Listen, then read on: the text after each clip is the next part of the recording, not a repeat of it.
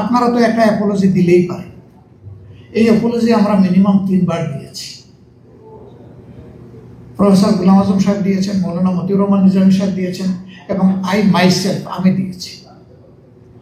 এই কিছুদিন আগে মাত্র এটিএম আজহারুল ইসলাম সাহেব যখন ফ্রি হলেন জেল থেকে, তখন আমি বলেছি শুধু 47 সাল থেকে শুরু জামাতে ইসলামীর দ্বারা কেউ যদি কোনো কষ্ট পান, কারো ধরে কোনো ক্ষতি হয়ে থাকে, আমি সব ব্যক্তি এবং সংগঠনের পক্ষে নিঃশর্তে আমি আপনাদের কাছে ক্ষমা চাই, আপনারা আমাদেরকে ক্ষমা করে দেবেন। আজকের দিন পর্যন্ত আমরা ভুল করি না। এই কথা বলবো কিভাবে? আমরা মানুষ, আমাদের সংগঠন একটা মানুষের সংগঠন। আমাদের 100টার মধ্যে 99টা ডিসিশন সঠিক, একটা তো বেঠিক হইতে পারে। সেই বেঠিক একটা ডিসিশনের জন্য আমার জাতির তো কোনো ক্ষতি হতে পারে। তাহলে সেই ক্ষেত্রে আমার কোনো ডিসিশনে জাতির ক্ষতি হলে আমার মাপ চাইতে অসুবিধার কথা। এখন মাপ চাওয়ার পরে বলে যে এই ল্যাঙ্গুয়েজ চাইলে হবে না, ওই ল্যাঙ্গুয়েজে চাইতে হবে। আরে বাবা, এই আরেকজন বিনা শর্তে মাপ চাইলাম, কোনো শর্তও দিলাম না, তারপর আর বাকি থাকলো কোনটা, এটা তো বুঝি না। আজকে আবার একদম প্রকাশ্যে বলে গেলাম যে 47 থেকে শুরু করে 2025 সালে আজকে কত 22শে অক্টোবরে এখন কয়টা বাজে? এই যে এখানকার টাইম 8টা 11 মিনিট। এই পর্যন্ত আমাদের দ্বারা যে যেখানে যত কষ্ট পেয়েছেন, আমরা বিনা শর্তে যারা কষ্ট পেয়েছেন তাদের কাছে মাপ চাই। এটা গোটা জাতি হইলেও চাই, ব্যক্তি হইলেও চাই, কোনো অসুবিধা নেই। আমি এই কথা জীবনে বলি নাই, আমার কোনো সহকর্মী বলেন নাই, আমাদের সিনিয়র যারা ছিলেন তারা বলেন নাই যে আমরা সকল ভুলের ঊর্ধ্বে। কোনো দল যদি দাবি করে সকল ভুলের ঊর্ধ্বে, অবশ্যই জাতি এটা মানবে না। আমাদেরটা মানবে কেন? আমাদের ওরকম যত ভুল হয়েছে, জানা ও জানা, এই ভুলগুলো যারা শুধরে দিয়েছেন আমরা তাদের কাছে কৃতজ্ঞ। আর এই ভুলের দ্বারা যদি কেউ ক্ষতিগ্রস্ত হন, আমরা তাদের কাছে ক্ষমা প্রার্থী। আর কিছু বলার আছে বলেন? This is very clear and loud.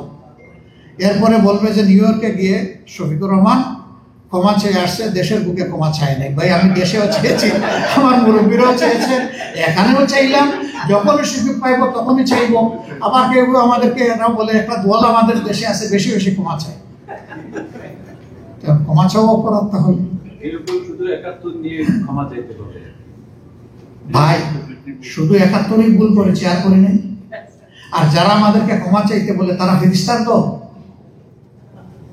আমরা অন্যদের সম্পর্কে এই প্রশ্নগুলো এখানে তুলি না যে অতীতের প্রশ্ন যত তোলা হবে জাতি তত বিভক্ত হবে। আমাদের ঝুলিতে কিছু নাই বলে মনে করেন? প্রশ্ন তোলার বহু কিছু আমাদের ঝুলিতে আছে। আমি একজন তরুণ মানুষ, আমি তো রক্ষী বাহিনীর চাবুকের শিকার। আমি এই প্রশ্ন আজকে যদি তুলি, আমার মা বাপের দোয়া আল্লাহ আমাকে বাঁচায় রাখছেন, এই চাবুকের নিচ থেকে তো অনেককে ফিরে আসে নাই। সেই প্রশ্নগুলো আজকে তুলতে পারেন না আপনারা সাংবাদিক মহল, যে একটা স্বাধীন দেশে, গণতান্ত্রিক দেশে এরকম একটা পেকুয়া বাহিনীর দরকারটা কি ছিল, যাদের হাতে আনলিমিটেড পাওয়ার দেওয়া হয়েছিল। They can do anything with full amnesty. তাদের কোনো ব্যাপারে কোনো প্রশ্ন করার তখন কোনো সাহস কারো ছিল না। That was the scenario. 35,000 people been killed without any judicial process. They became victim of extrajudicial killing. এমনকি একজন মুক্তিযোদ্ধা, তিনি মারা যাওয়ার পরে সংসদের ভিতরে তো উল্লাসিত করা হয়েছে। কই, আমরা তো এগুলো নিয়ে কথা তুলি না। আমরা চাই না যে এই জাতি চিংড়ি মাছের মতো লাফাইতে গিয়ে শুধু পিছনের দিকে যায়, এই জাতির কোনো ভবিষ্যৎ নেই। উই আর ফরওয়ার্ড লুকিং, আমরা সামনে দেখতে চাই। প্রিয় জাতিকে একসাথে বুকে জড়ায় ধরে আমরা সামনে যেতে চাই ইনশাআল্লাহ।